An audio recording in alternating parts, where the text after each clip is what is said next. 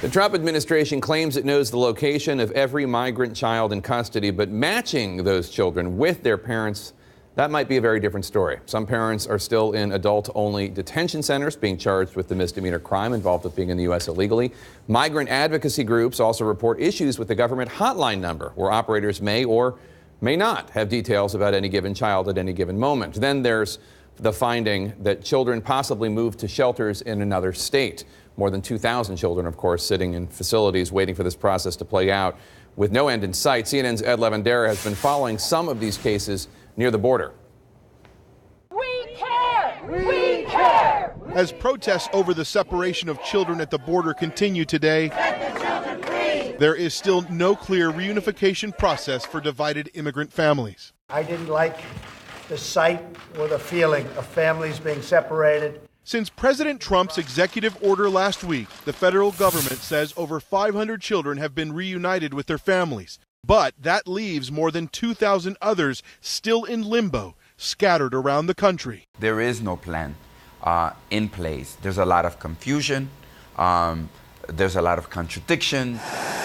Under the Trump administration's plan, those children will keep waiting in Health and Human Services custody, with unifications only happening once the parents' deportation proceedings are complete. The families will either be reunited before deportation or if the parent is released from detention, and after the parent applies to serve as the child's sponsor. The Washington Post spoke with a father who was just deported back to El Salvador without his daughter. He finally spoke with his 6-year-old daughter, Maybelline.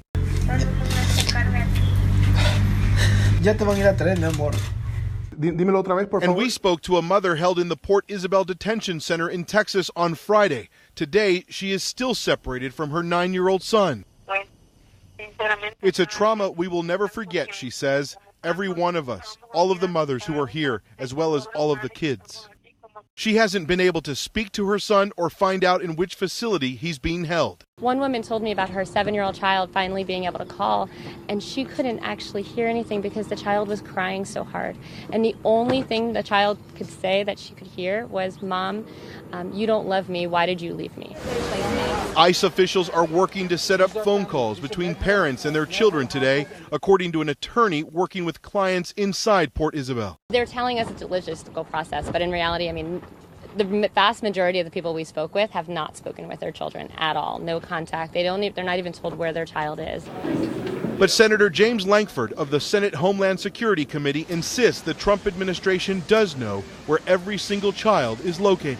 These are not political appointees. These are career folks. They know where every child is to be able to connect them to their parent or the relative that came. And today at the Tornillo Tent Facility near El Paso, Texas, one of the temporary facilities where children are being held separated from their parents, CNN and other journalists were given a tour off camera. No cameras, no recording devices of any kind on the tour. Once again, only allowing images provided by the Department of Health and Human Services.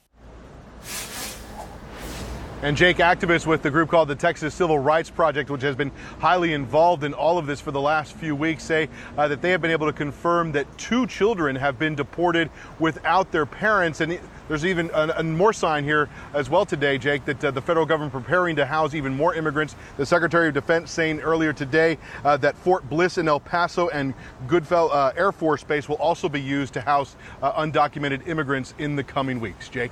All right, Ed Lavandera, thank you so much.